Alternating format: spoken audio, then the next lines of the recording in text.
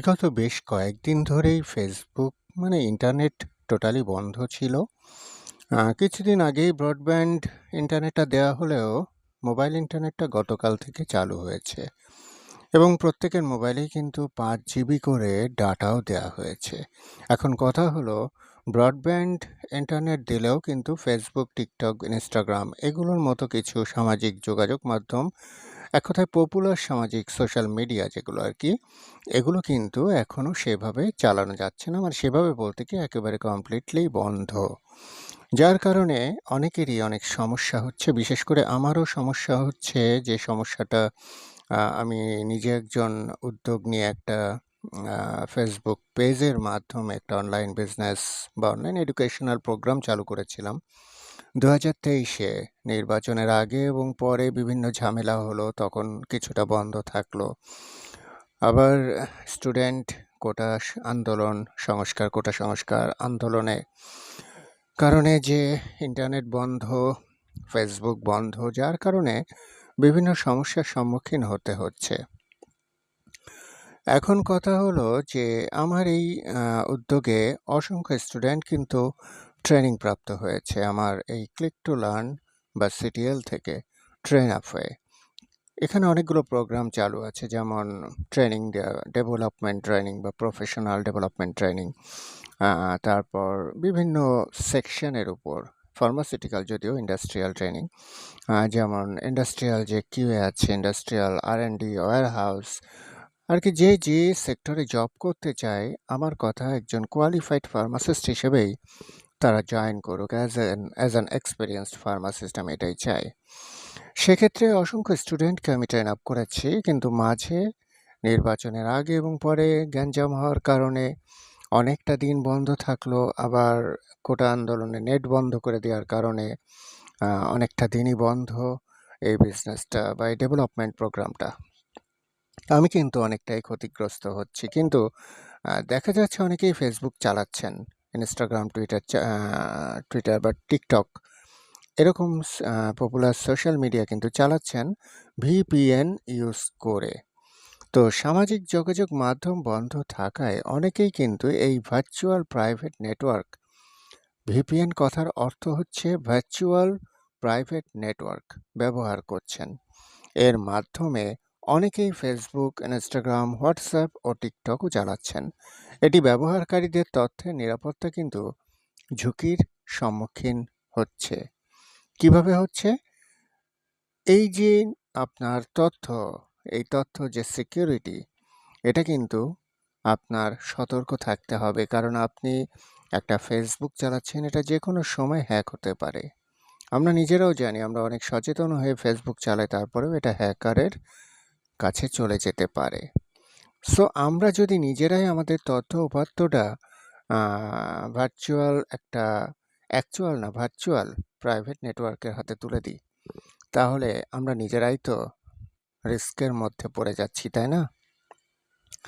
তো এই যে তথ্য সুরক্ষা এবং তথ্যগুলো যে বিপদমুখী হচ্ছে, এটা কিন্তু ভিপিএন করে দিতে পারে আপনাকে। কারণ আপনি যখনই ভিপিএন অন করে, ভিপিএন ইনস্টল করে, আপনি ডাটা অন করে যখন আপনি ফেসবুকে পাসওয়ার্ড দিচ্ছেন, ফেসবুকে যখন লগ ইন করছেন, এই সমস্ত ডাটা আপনি দেখবেন আপনার ইমেইলে একটা করে মেসেজ আসতেছে, একটা করে মেইল যাচ্ছে। সো এই ভিপিএন থেকে বিরত থাকি, তথ্য সুরক্ষার জন্য বিরত থাকি। ভিপিএন যে দিচ্ছে সে পুরো তথ্য উপাত্তটা কিন্তু পেয়ে যাচ্ছে। ভিপিএন চালু রেখে অনলাইন প্ল্যাটফর্মে আর্থিক লেনদেন করাটা আরও বেশি ঝুঁকিপূর্ণ, কারণ এখানে গুরুত্বপূর্ণ সংবেদনশীল যে তথ্য অন্যের কাছে চলে যাচ্ছে। প্রসঙ্গত ভিপিএন টুল ডাউনলোডের সময় মোবাইল বা কম্পিউটারের নিয়ন্ত্রণ সহ ফেসবুক, ইমেইলের নিয়ন্ত্রণ ভিপিএন নির্মাতার কাছে চলে যাওয়ার আশঙ্কা থেকে যাচ্ছে। সেক্ষেত্রে আপনিও কিন্তু হ্যাকারের পথেই পা দিয়ে ফেললেন। দেশে Facebook, Instagram, WhatsApp, TikTok, x অর্থাৎ সাবেক যে টুইটার, এখন বর্তমানে এক্স নামে পরিচিত, সেটা কিন্তু বন্ধ রয়েছে। তাই অনেকেই ভিপিএন ব্যবহার করছে এবং ফেসবুক সক্রিয় করছে। সেখানে বিভিন্ন ধরনের ভিডিও, তথ্য, উপাত্ত বিভিন্ন ধরনের আপলোড করছে, পার্সোনাল কাজকর্ম করছে। কোটা সংস্কার আন্দোলনকে কেন্দ্র করেই কিন্তু সহিংসতার পর 17ই জুলাই থেকে সারা দেশে মোবাইল ফোনে এবং পরদিন থেকে ব্রডব্যান্ড ইন্টারনেট সেবা বন্ধ হয়। যদিও আমি ডিটেলটা জানতাম না, আমার অনেকগুলো কাজ পেন্ডিং রেখে আমি আগের দিন ঘুমিয়ে পড়েছিলাম, পরের দিন উঠে আর নেট পাইনি, যার জন্য আর কাজগুলো এগোতে পারিনি। 23 জুলাই রাতে সীমিত পরিসরে ব্রডব্যান্ড ইন্টারনেট সেবা চালু হয়। রোববার বিকেল থেকে মোবাইল ফোনের ইন্টারনেট সেবাও পুনরায় চালু হয়। And in the meantime আপনারা অবশ্যই খবরে দেখে থাকবেন যে এই যে পপুলার যে social media, Facebook, Twitter, TikTok, এদের প্রতিনিধিরা কিন্তু খুব শীঘ্রই বাংলাদেশে আসছে, কারণ তাদেরকে ইনভাইট করা হয়েছে। তাদের সাথে হয়তো সরকার আলোচনা করে তারপর হয়তো ডিসিশন নেবে যে ফেসবুক, টিকটক বা টুইটার এগুলো বা ইনস্টাগ্রাম এগুলো চালু বাংলাদেশে হবে কি না। কিন্তু তাই বলে আমরা আমাদের নিজেদের তথ্যগুলো অবশ্যই এইভাবে ভিপিএন অন করে অন্যের হাতে তুলে দিতে পারি না। আমি ভিপিএন যখন অন করতে গিয়েছি তখন কিন্তু আমি সতর্ক হয়েছি, পরে আমি আর অন করিনি, কারণ এটা রিস্কি। আমার শত কাজ নষ্ট হচ্ছে, ঠিক আছে, কিন্তু তাই বলে আমি আমার পার্সোনাল তথ্য, আমার ব্যবসায়িক তথ্য, আমার ছাত্রছাত্রীদের তথ্য, আমার অসংখ্য যারা কলিগস আছে তাদের তথ্যগুলো তো আমি একজন সচেতন নাগরিক হিসেবে ভিপিএনের মাধ্যমে অন্যের হাতে তুলে দিতে পারি না। তাই আসুন ভিপিএন চালু করা থেকে বিরত থাকি, নিজের ডাটা, নিজের তথ্য, নিজের উপাত্ত সুরক্ষিত রাখি। ফেসবুক সহজেই চালু করা যাচ্ছে, অনেকেই চালু করতে পারছে এই ভিপিএনের মাধ্যমে। সো পৃথিবীতে দুইটা নেটওয়ার্ক আছে, একটা হচ্ছে ভার্চুয়াল, একটা হচ্ছে অ্যাকচুয়াল। এখন ভিপিএনটা হচ্ছে ভার্চুয়াল আর আপনার ফেসবুকের তথ্য হচ্ছে actual.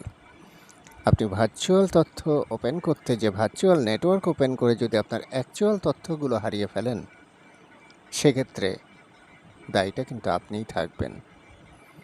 So be careful to use VPN. পৃথিবীতে এই অ্যাকচুয়াল নেটওয়ার্কের পথেই থাকুন।